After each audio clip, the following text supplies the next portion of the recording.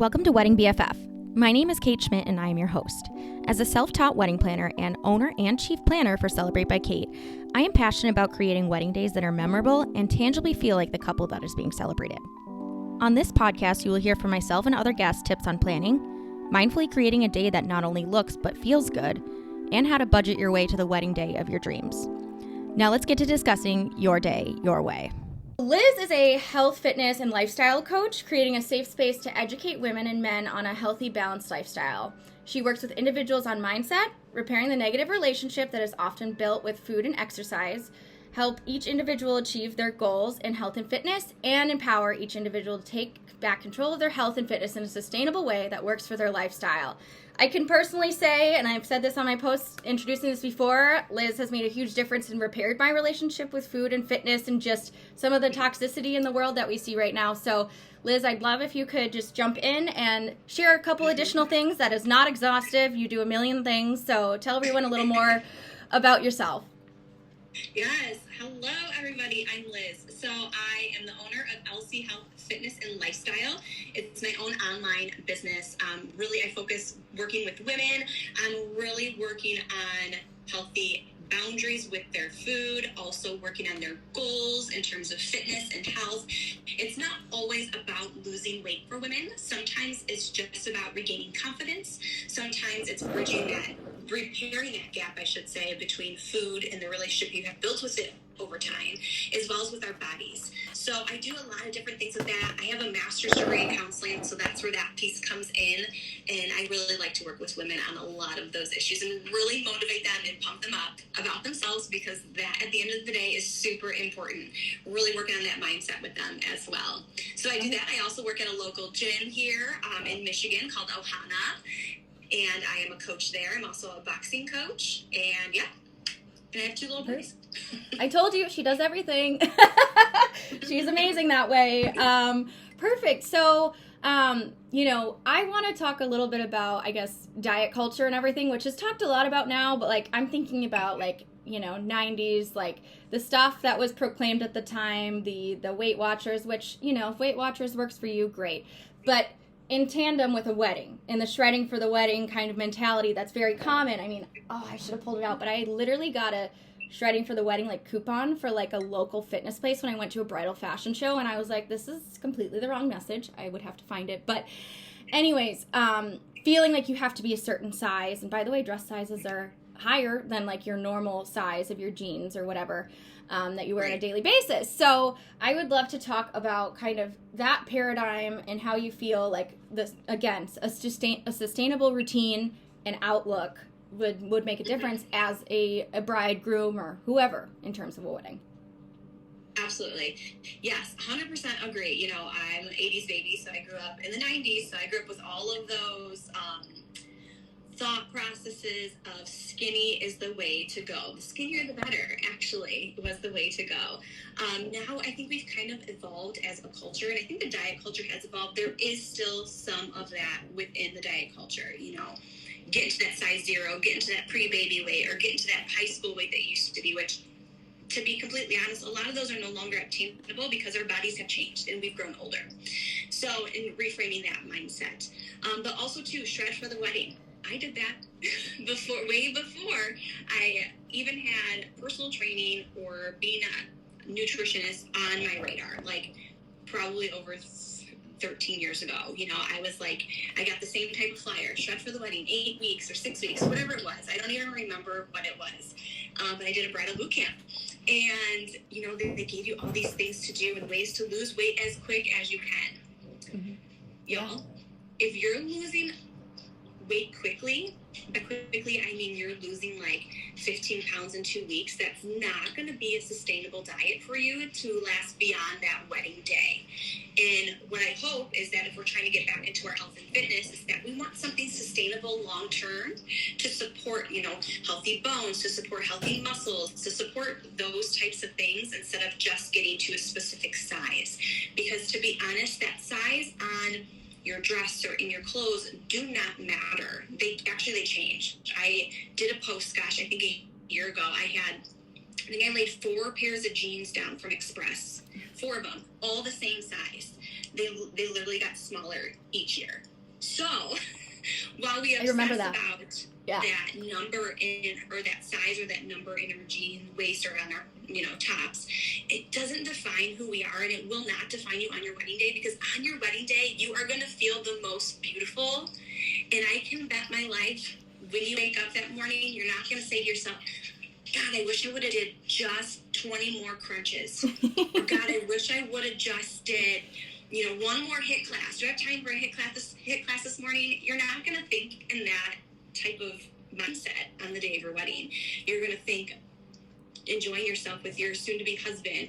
You're going to think about enjoying yourself with your friends and family, taking in the moments. So that's, the biggest piece of it is that we've been so hammered with that shred for the wedding. Lose the weight as quick as you can. Look as great as you can. Get those toned muscles. Realistically, if you want to lose weight quick, then yes, you can eat, 1,000, 1,200 calories a day for a couple weeks and lose a little bit of weight. And, in terms of that tone look, which is building muscle, actually takes more time than 6 to 8 weeks. And that's the other piece of it, too. Right. So if you, I guess, off of that, if you wanted to be like, hey, you know what? I'll give you an example. I'm getting married. I could use a little bit of a tone up right now. Like, I definitely, pandemic wasn't the best. And with your help, I've lost 15 pounds, but that has not necessarily toned me, right? So I'm like, between lifting and different things, if you wanted to, my wedding date is May 25th. Like, I have time to set up a routine. Can you share kind of, and you've already done this for me, but just for the sake of everyone listening, kind of like what that routine would look like? I know you usually say taper up, and then if you need to taper down at some point, like, always listen to your body. I'd love to hear more for brides, grooms, again, anyone out there who wants to feel better on a certain day in a healthy way. How do they start? Well, you start first by either finding a gym that's near you, it doesn't have to be like an LA Fitness, Lifetime Fitness, Edge Fitness. It doesn't have to be a big box gym. It can be like little boutique gyms that they have like HIIT classes or strength classes, boxing classes, things like that. Something you enjoy is what I usually tell people to start with, because you don't want to dread going to what you're going to. So that's the biggest thing, is find something that you really enjoy doing. So if it is the big box gyms, great. If it's a HIIT class here or things like that you want to do in a group fitness arena, do that. But start by making it a point, scheduling it in your schedule. That's the biggest thing I tell my clients too. If it's not scheduled in our calendar, then we're less likely to do it.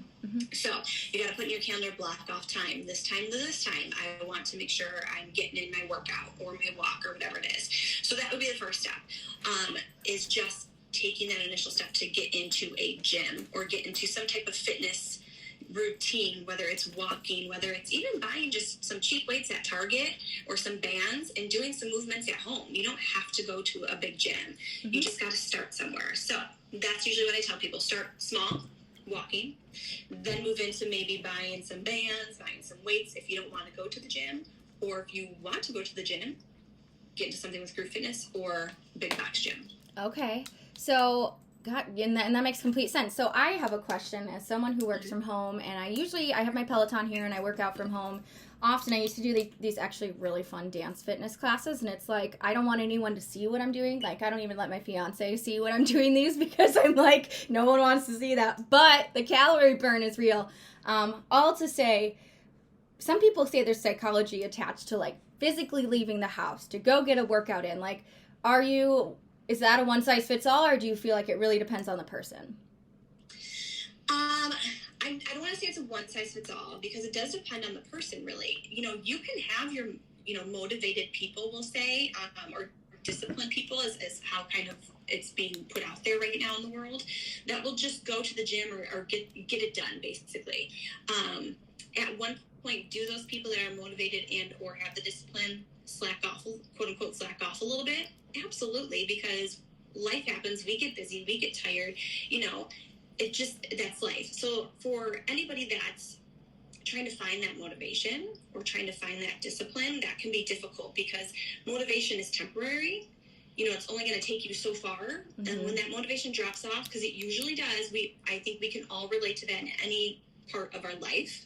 When we have motivation behind us, it fuels us. But once it fades, that's when we have to think, okay, and it always does. Am I doing this? Yeah. What's my drive? Why am I doing this? Okay. Am I doing this for me, or am I doing this for someone else? Also, to just being able to almost automatic pilot, and again, scheduling it in your calendar every single time. I love that. Google Calendar is my best friend. So for some reason, I haven't always thought of that, because you're like, oh, I have these emails to send, or I have this timeline to get to a client, and then that the priorities shift, of course, right? So, absolutely. I also would love to talk about, walking, because I remember when I was on my journey, and it's journey for life, but when I was actually seeing results, I was just walking. I was walking the dog, and I was loving it. Like, the hot girl walk is a thing right now, and let's talk about that, because most people are like, oh no, I just need to go, I don't know, burn 200 calories in a 30-minute fitness class, and those are great, but walking is very underrated, in my opinion. I'd love to hear your thoughts. Mm-hmm. Yes, 100%. Walking is the most underrated form of movement that we tend to forget about, because what we do is we correlate fitness to burning, like sweating, burning 300 calories, walking out of the gym feeling fatigued, all these things, when really walking helps burn that extra expenditure of calories and or energy. So just going for a 10-15 minute walk, and maybe you don't normally do that, you'll notice a difference in your mood, you'll notice a difference in your just body in general, feeling more energetic. Mm-hmm. The stress will be a little bit less, because our bodies deal with stress differently. So that also helps alleviate stress if we just kind of just go for a walk. So yes, walking is the most underrated form of movement. People forget about all the time. And I always tell my clients, just walk. Mm-hmm. If you don't have time to go do your very sweaty workout at the local gym, that's okay. You have a dog or, kids or whatever. Get outside, go for a quick 15-minute walk. Enjoy the fresh air, enjoy the breeze, enjoy the birds. Yeah, exactly. Literally smell the flowers. Mm-hmm. Yeah. That makes sense. I feel like the reason I also like it is because I can either call my best friend, call my mom, or walk with my fiance, and we can actually talk about life, because we're all somewhat on a hamster wheel trying to figure it all out. Mm-hmm. And that's for me a dual purpose thing too. So I'm glad that you are shedding a little more light on this. I know sometimes my girlfriends and I will literally be like, let's go for a walk, and maybe if we end up at a bar after, okay, it works. It works for us. But absolutely, yeah. So if you're going to get going back to wedding dresses or wedding attire, if you're going for your fitting, I guess, what kind of mindset work? If you're not, because we always will have an ideal weight, an ideal aesthetic, the Carrie Bradshaw look. I'm not going to lie, I love that, but fully my body, that's not really how I'm built. So going into that, quite honestly, I think people get nervous, because they're, and I know I am too, I'm also speaking from personal experience, how is it going to look? Is that number going to bother me? Even when I've tried on bridesmaids dresses before, I've been like, why is that number so big? How do you work on a mindset going into either the first time you're trying on a wedding dress, or a dress fitting, or your final dress fitting, and maybe it's a little too tight? I'd love to hear your thoughts on that, and how to kind of control your mind with those obstacles. Definitely. So I would say, when you're going in for if you're looking for dresses or going for your first fitting, usually when you pick out your dress, it's 6 months ago, and you haven't seen it and you haven't tried it. Exactly. So, and it's kind of, a lot of times they just they measure you and see what size is equivalent to their chart. Okay. So that's, one thing when you're heading into this, your mindset needs to be in a positive space. You can't be thinking as you're going, oh my God, none of these dresses are going to fit. Or, oh my God, my dress is not going to fit. I've been eating like crap. I've been working out. I'm sure it's just not going to fit in there. All these alterations. So if you go into it with that mentality, automatically you're setting that negative tone for such a beautiful moment, to be honest. When you're slipping on that wedding dress, your wedding dress for the first time, you haven't seen it in months, you want to be in that positive moment of, oh my God, this is the dress I'm going to wear the day I walk down the aisle to marry my best friend. Right. Right? You don't want to have that negative thought that's going to creep. It creeps in, but we got to smash it before it creeps in, right? Mm-hmm. You don't want that negative thought coming in thinking, yeah, but you didn't work out for 6 months. But you've been eating like crap for 6 months. We're women. That's just kind of where our minds tend to go. So it's being able to smash that negative thought and reframe it with that positive of, look what I get to look forward to. You know, I get to wear this beautiful dress. I get to try on this beautiful, I get to stand in the mirror and see and visualize how beautiful I'm going to look that day with my hair all done, my makeup all done, you know, all of these things. It's just a very important piece when looking or trying on your dress or any dress that you're looking for an event for the first time, going in with the attitude of that you are a badass babe that's going to look amazing no matter what. Mm-hmm. Two, that any dress you try on is going to fit you how it should, because you have a unique body. You are a unique person. You know, not everybody looks the same in every dress. We just don't. You know, we're not a one size fits all, you know, community culture. So we have to be really mindful of that too. Okay. But if, you know, you're going in for your dress fitting, Kate, I would say, Kate, I want you to go into it visualizing that day of how you're going to look, because the dress fitting, we all know sometimes there's god awful. For me, there was pins all over the place because I'm short, I'm 5 foot. There needed to be like 2 feet taken off that dress. Yeah. Okay, so even when I had it on, it was like pushed up, so it didn't look how it was gonna look the day of the wedding. Not even that. I think I want to say when I went for my dress fitting, literally just it.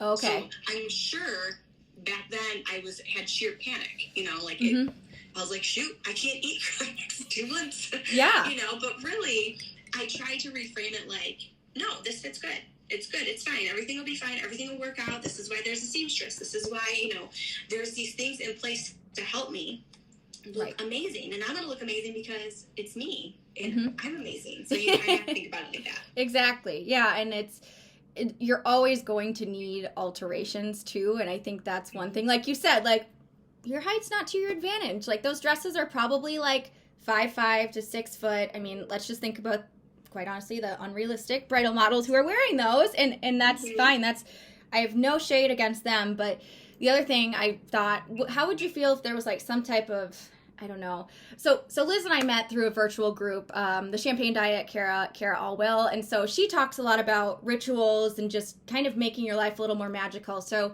my thought is, going into those days, maybe saying, let's go for brunch. Like, let's grab a mimosa. Let's get together with, in my case, it'll be 2 of my really good friends that are bridesmaids and my mom. You know, let's make it just sharing circle of fun. So I guess, do you agree with that kind of like ritualizing it, making it an event, which, you know, I'm always a fan of.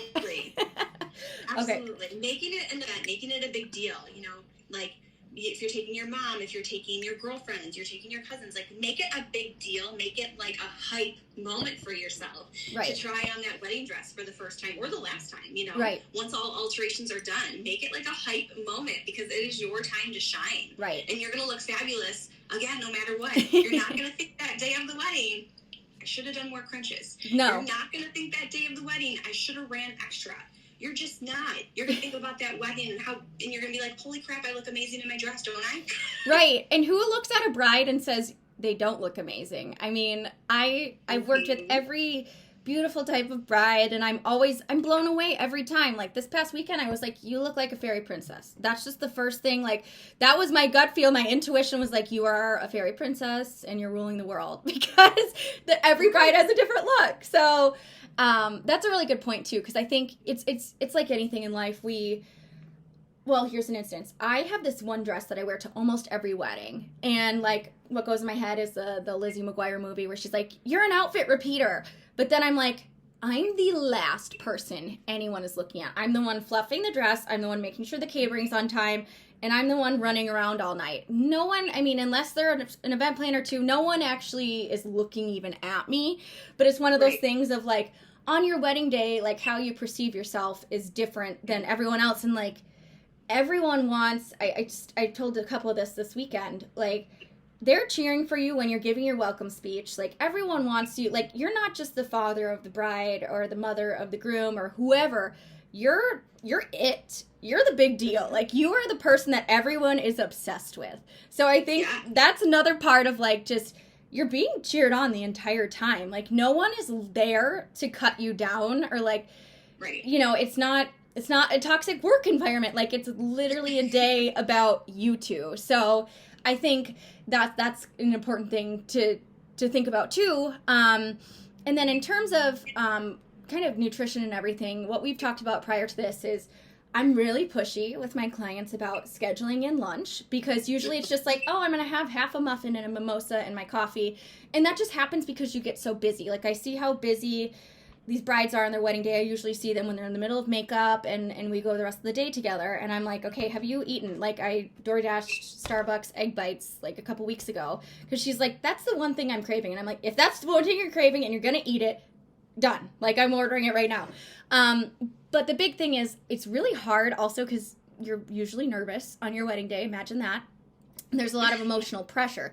So all to say, I have all of my clients schedule in snacks when they're going on the party bus after they get married. I make sure they eat.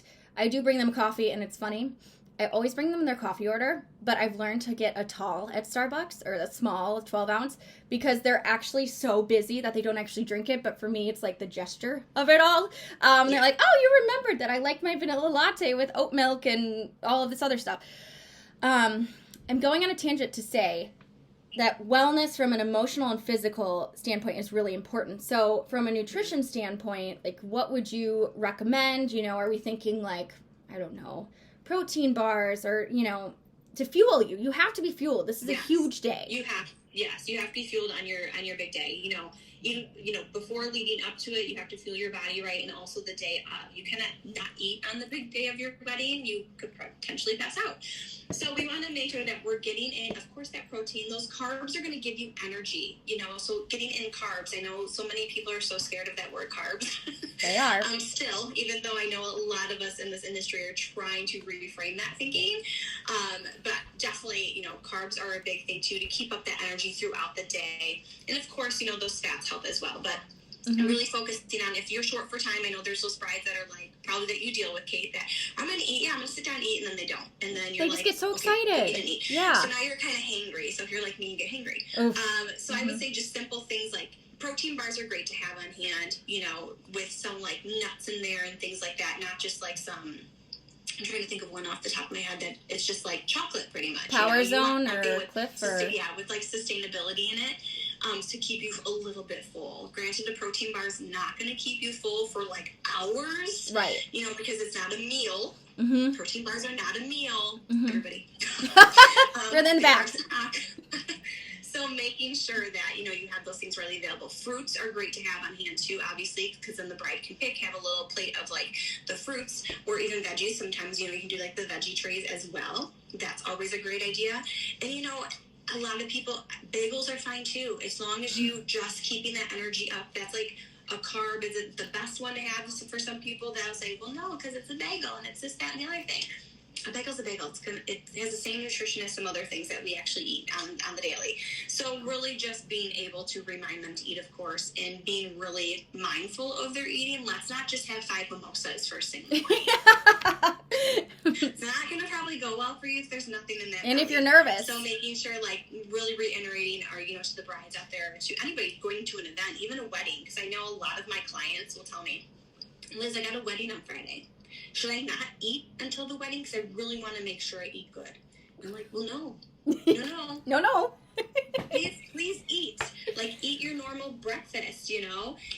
Please eat your normal breakfast. Maybe even eat your normal lunch, you know, and then eat dinner there. Like, how, and, you know, I kind of frame it to them as, because the mentality is, well, I'm trying to save up all my calories, you know, so they'll like binge basically at that wedding or event that they're going to. So for brides, you know, even when they're like leading up to that timeline of getting married and then the reception, it's not that they're thinking like that by any means, because they have so many other things going on, but they also need to remember they need to fuel themselves throughout the day, so that when they do get to dinner and they do eat, sometimes we all know, sometimes after we eat a big meal, what happens? We get tired. Right, exactly. And it's too much, and then you're just like, yeah, and you're like this like bump on a log, right? Yeah. So we don't want that to happen to the bride or the groom that day either. Yeah, absolutely. Great. So in terms of like go-to snacks, you're saying like protein bars, but ones that not as a meal replacement. A lot of my clients do like subs for the day of. I feel like you get some protein, you get some carbs, like it's usually a pretty good mix. But then let's go back to leading up to the day, putting together some sustainable routines so that you feel good. And, if you wanted to lose 5 to 10 pounds or whatever it is to feel really good and vibrant and wonderful, you can. So I remember when you started working with me, you're like, there's no cheat days. And I was like, excuse me? There's no cheat days? Because culturally, like, I even grew up with that. If my parents ever dieted, it's like on the weekends, it's open season, And as a kid, I never understood. But as an adult who can drink alcoholic beverages, I absolutely do. Absolutely. And so you always say no cheat days. Like, you keep it together in moderation all the time. But then the one other thing you said that stood out to me is like, if you're on vacation, don't stress. Just like it. If it's your wedding day, don't stress. So I'd love if you could speak to kind of those two philosophies in terms of a wedding day, leading up to a wedding day, and, a honeymoon. If I'm in Mexico, I'm going to have all the margaritas I want. And I'm going to have all the tacos, way too much chips and guac. So, as you should. Yeah. So I'd love if you could talk about that. I do remember that when I started working with you, and I was like, we don't do cheat days. And you're like, what? I'm like, I mean, you don't designate a day to eat all of the things that you've been missing all week. It's a binge thing. We want to incorporate those things that you love into your, diet throughout the week so that when you have those things, you're not inclined to literally shove your face with them, because I've done that, throughout my health journey years ago. I would be like, well, I can't, when I get to Friday night and I've done X, Y, and Z, then Friday night I can go to Dairy Queen and get that Blizzard. Right. Yeah, it's a binge thing.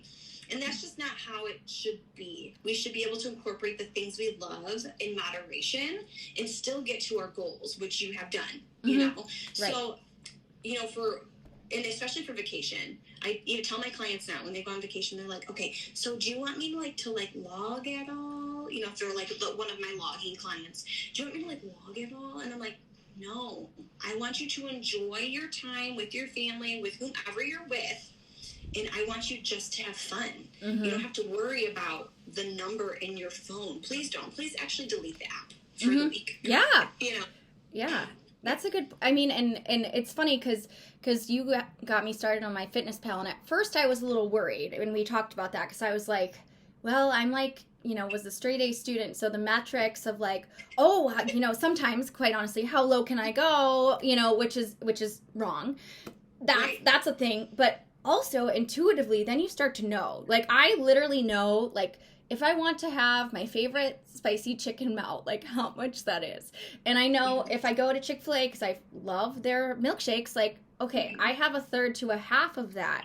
Because once you start framing your meals in your plate, it's a lot different than, I just remember, Culver's. I can't have a butter burger with fries and then a shake or something. That's too much for me. So I think it's also the visualization of that and understanding when we're full. I think feeling full, that's challenging. And I feel like we're both in the Midwest. And so it's always an abundance of food and definitely alcohol and a lot of things going on, especially football season and when we're all hibernating essentially. So, absolutely. I feel like one of the things too, you start to understand, I know, to a degree, if I have this much protein, how many calories that is and where I'm at for my day. And then I kind of just have a metric okay, we went a little hard this morning. So tonight we're going to do more salads or something more lean. So is that something you see? People start to kind of feel and understand the differences of what they're putting in their body?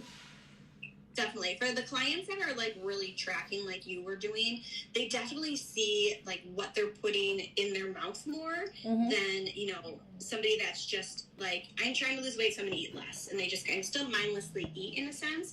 So the tracking as a tool, I don't recommend it forever, is, a small tool in the beginning to utilize if needed, that when you're making your plate, you're like, okay, I have this chicken on my plate, I have this broccoli on my plate, I have these potatoes on my plate. This is what it looks like, and this is how much it kind of equals to give you an idea, So, because if I tell my clients, hey, for your breakfast, I want you to be around the 350, 400 range, depending on the client. And they'll be like, what does that look like? Yeah. So I'm like, oh, true. You don't know what that looks like, because for us, breakfast can be 2 eggs and a slice of toast, and we call it a day. But really, it's a lot more food than we realize. So yeah, Those 2 eggs are like 140. Yeah. Yeah. I started giving people examples too, of what that looks like. And, so many people, when they hear calorie deficit, they think the 1,100, 1,200, 1,300 calorie range for women, right? Mm-hmm. And really the goal of a calorie deficit is still to eat as much food as you can while still being in a calorie deficit. You have a calorie deficit at 1,900 calories. Mm-hmm. And when I work with my clients and I educate them and we talk through those things, they're like, their minds are blown, because some I have, add 1,900 calories, and they're like, I have lost 5 pounds in like 3 weeks, Liz. I'm like, I know. And they're like, but how? Because I'm eating all of this food, so, and I'm like, because you're in a calorie deficit. We Mm-hmm. limit ourselves, more specifically as women, to make sure the number is super low, so we can make sure that we get in that dress for the wedding, or make sure that we get into that outfit that we want to wear. Yeah. But really, we want to be increasing those calories if we can, and also building that better relationship with food too. Like Mm-hmm. you said, you still are having your Culver's, you're having your Chick-fil-A, and you're still meeting your goals you want to meet. Right. So being able to incorporate those things in moderation is super important, so Right. that we don't binge on them. It's so easy to do that. I've done it. I've done it. I've lost the 15, then I went to 10, and then I'm back to 15, and sometimes for me, I'm just like, sometimes life, like, I'd love to hear you talk about life, how sometimes your circumstances, like, I'm in the middle of wedding season, so I'm eating a lot of wedding meals. Are those low calorie? Are those, the Indian wedding I went to, I probably ate for a week at that wedding. But, like, can you talk about seasons of life, I guess, like, and understanding that and being freaking nice to yourself? Yes, absolutely. Be nice to yourself. That's right. So what I like to tell people is that your health and fitness journey is not a sprint. It's a marathon. It's a lifestyle change that you're making. So when we're in the busy seasons of life, like you are right now, Kate, we're not able to allocate a lot of time to the things we want to for our nutrition or for our fitness, because life is crazy. And that's okay. Life ebbs and flows all the time, just like your time in the gym will ebb and flow, just like your nutrition will ebb and flow. So it's being able to give yourself grace during all of those periods of fluctuation. Your weight typically should fluctuate a little bit. There's no way you can stay, for example, at 140 pounds every single day for the rest of your life. Especially with your period. Our weight fluctuates daily, right? Mm-hmm. Our weight comes up and down daily, especially if you're a woman and you're on your period or you're coming into your period. Some people go from 1 pound to like 5 or more. Yeah. So it's being able to understand that during those busy seasons, it's just a season. That's all it is. Right. You just have to get through that busy season. Be mindful, if you can be, when you are eating at events and you are in that busy moment, okay, think to yourself, have I had protein today? Because sometimes we don't. Have I drank any water today? So It's being able to check in with just those small questions. And it's not that you have to hit all of those boxes. You just have to be able to be like, well, let me go drink an 8-ounce glass of water really quick because I haven't drank any today. Right. It's things like that. And then that'll eventually, once life settles down, you'll start to be able to come through and go back onto that, flow that you had before. Okay. Yeah, that makes sense. And in terms of, we've touched on like proteins, like protein powders, different things like that. So I'll be honest, like I am not the sweet tooth girl. So I'm like, if you could give me like French fry flavored or some salty flavored protein mix, I would love it. So I use the vegan one that I think you had recommended because, well, whey protein does not sit well with me. And I think you had said that it doesn't sit well with a lot of people. But I'm trying to make it, I did it for a while, and I'm trying to make it sexy again and get excited because it's like a way to get, it's about 130 calories, but the protein percentage is pretty good. So I guess, how do you feel about those? I'm not a protein bar person. It's not my thing. But mixing that up in the morning or putting it in my coffee, we've talked about that before. Like, does everyone have to do it because no one has to do it. But what are your thoughts on protein powders and substitutes and stuff? Right. So like your supplements, basically. Mm-hmm. If you need to get the protein in for protein specifically, 100%, then have the protein shake. Women should get about 100 grams of protein in a day. Obviously it's going to differ with the goals that, this person has and that person has, but I'd like to see women getting at least 100 grams of protein. Which we're not. Yeah, because usually when I look at if a woman like writes everything down that she says or tells me about her day, I'm like, you have 1 6-ounce chicken. That's maybe like 30 grams ish, depending, for your protein for the day. Like, we need to have like 2 or 3 more of those for the day. So, so it helps people, even if they're not like sweet tooth people, because there are some proteins out there that are tasteless. They can just go in your water. So there are some out there like that. If you don't love the taste of the different proteins that are out there, there are some lines that are fantastic. Legion Health is great. I really like theirs. Okay. I like their ingredient list than I like, the taste of all of the different kinds that they have. But it's a way to get the protein in until you can figure out how to get the protein in with your food. I just had this conversation actually last night with one of my clients, and I had told her, she was like, I'm probably going to have to do protein shakes for a while. I said, that's fine, because you're learning how to get to that, intake of protein that I gave you. And that's okay. But eventually, you're going to want to be eating that protein and not drinking it. We don't want to be always drinking our calories when we could be having a meal of that calories. Okay. So sometimes I kind of equate it to that. Like, you can have the protein shake for, like 130 calories, or you can have a yogurt with some berries. Yeah. And some nuts. And that's going to or cottage cheese. More, yeah, it's gonna one, fill you up more, but also 2, we eat with our eyes, right? Yeah. Oh yeah. So if we're looking at a shake, we're like, oh yeah, it looks delicious, compared to like a yogurt with some berries and things. Your brain, everything connects. The neurology of your brain, your stomach, it all connects. So we want to make sure that we're feeding our eyes, which in turn feeds the brain and the belly. Right. I love it. So I want to wrap up with a couple things. One of them is, I just want to talk, and you and I have talked about this a lot, like alcohol. So we're not, it's just so taboo sometimes of like, if you choose to have an alcoholic beverage, like I went 25 days without one just to detox and just chill and just see what happened kind of thing. But, a wedding day versus leading up to a wedding, like, every time I get together with someone, it's almost like, cheers to you, and like, well, thank you. But how do you manage some of that? Because it is, especially Midwest, very cultural to just have lots of beverages. Absolutely. And we're heading into holiday season, right? Yeah. So those beverages are going to be flying left and right, Kate. That's for sure.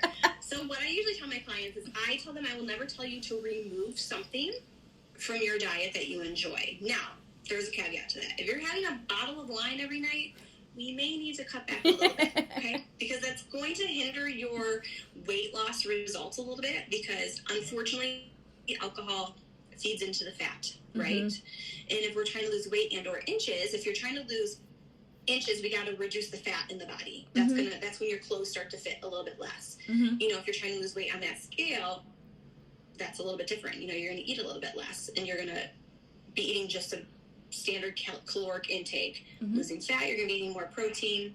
You might want to take it easy on the alcoholic beverages, the high noons, the wines, those things. So okay. I just say limit yourself. Still have it if you really want it. Still have it, but just limit. Maybe usually when you go out for girls' night, you have 4 glasses of wine, or you have 4 high noons or whatever.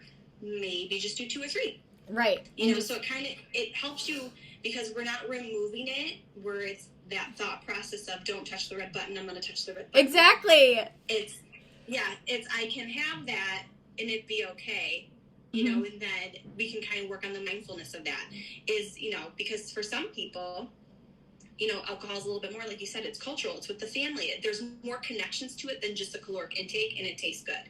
It's like, well, they're drinking, so I want to drink. So there's a lot more things with it that I kind of work through with my clients. Okay. So, and this is a loaded question, but like, are you someone who would say, okay, so I'll give you an example. Like, my dad's like, oh, wine, it's all sugar, and then I think of the champagne diet where like her biggest thing for starting her whole journey was like, you can have 100-calorie glass of champagne and still feel glamorous and still, have fun, have a beverage. Is there an ideal alcohol? I know it's not an old-fashioned in Wisconsin, because those are just, I don't know what else you could put in that to make it more higher calorie. I know it's a hard one. your very low calorie drinks are going to be clear liquor with like a soda. Vodka, so tequila. It's not going to be delicious. It's probably going to taste a little more like alcohol than you are probably used to, especially if you like those sugary drinks or like high noons or things like, or wine. But like your tequila is really low, you know, but vodka's great. Like you're clear, and then just do soda or a tonic or something with it. Low fat. That'll keep it on the lower spectrum of your calorie intake. But I always tell people, don't do that. Just if you're doing that just because you want to drink, then we have to have a different conversation. Right. Yeah. You know, I'm gonna have to pull out my master's degree of counseling, and we're gonna have to. So, yeah. Totally. It's fine. We can do that. We can totally do that. But I always say, just incorporate what you like. Just again, limit it. Maybe instead of having 4, you have 2. So. Right, that makes sense. And even like you can get a diet tonic, and like most of those carbonated waters, like you're at 0 calories, which like I still will never really understand any of that. But that's a good point. I don't always think through that because I'm like a Cosmo girl. Well, okay, yeah, let's just throw a bunch of fake cranberry juice, like all this stuff in Cointreau, which is super sugary. So I just wanted to ask, you know, as people are going through those celebrations, like you said, maybe just a little more clear, but not, if you don't like it, don't force it. It's like anything. And I love that that's your message. You're like, don't make yourself miserable, because we've all been on those diets where you're like, cool, like my fiance can eat anything.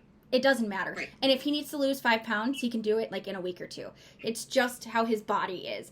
And I curse it sometimes, but everyone's different that way, and like I know I cannot eat like he eats, and that's just he's larger than me, whatever. But just like anything, I always loved that your philosophy was, you know, do what feels right, do what feels good, but do it in moderation, and don't blow up your life, you know, or binge emotionally or whatever. So anyways, in terms of 3 kind of actionable steps, I just wanted to give those as we talk about one more time the wedding dress size. Is it going to be the nutrition and really understanding that in your body, getting the movement in, and the mindset? Is that kind of your trifecta? Yes, I would say so. Definitely. Okay. Move your body is the most important, even if it's just walking. Okay. You know, eating very, you know, whole meals. We don't want to be just eating, you know, a peanut butter and jelly sandwich with chips. That's not going to fill you up. You want to think, you want protein on your plate, you want colors on your plate of vegetables, and you want that, you know, that more substantial carb, like a sweet potato, for example, you know, to fill you up. And then, you know, mindset is super, super important when it comes to anything with health and fitness. I mean, it is probably the most important, because if your mind is not right, then everything you're doing is not going to matter, because you're going to still visualize yourself in a different way. So sometimes it's working on that mindset first and then going down those. Okay. Yeah, no, that's wonderful. Your little beautiful trifecta. That makes sense, and that applies to like everything. You know, you got to get your head right. Like we've all been in those swirls of not so great headspace, so totally get it. So last but not least, can you let everyone know, I mean, I know they have your Instagram handle now, but like how they can find you, best ways to work with you. You can work with anyone, anywhere, right? Pretty much? Yes, I can work with anybody. I use an app to work with my clients, communicate with my clients. I have a website, which I can give to you if you want to post it with the replay on here. Yeah. I have a website. You can always go to my Instagram handle, _Liz Katerina _. There's links on there too, to both my website and my consult form to work with me. I do everything from nutrition to just fitness programs as well. Okay, amazing. Well, thanks for your time. I'm glad that we could talk about some of these taboo topics, but also just like taking care of yourself. And I think, you know, it doesn't have to be, it can be a glamorous and beautiful life still when you're actually fueling your body correctly. So I really appreciate your time. Text me over that your URL so I can add it to this replay, because I'm going to post it right now. But thank you so much, and I'm sure we'll be able to do this again. So I appreciate your time, and I'll talk to you later, Liz. Thank you. Thanks for listening. I'm thrilled that you joined us today. Feel free to check out CBK on Instagram at Celebrate by Kate, spelled CELEBRAIT, by, and my name Kate, KAIT, as well as various other online channels where we share our sparkle with the world. Thanks again for joining your wedding BFF. Cheers to your day, your way.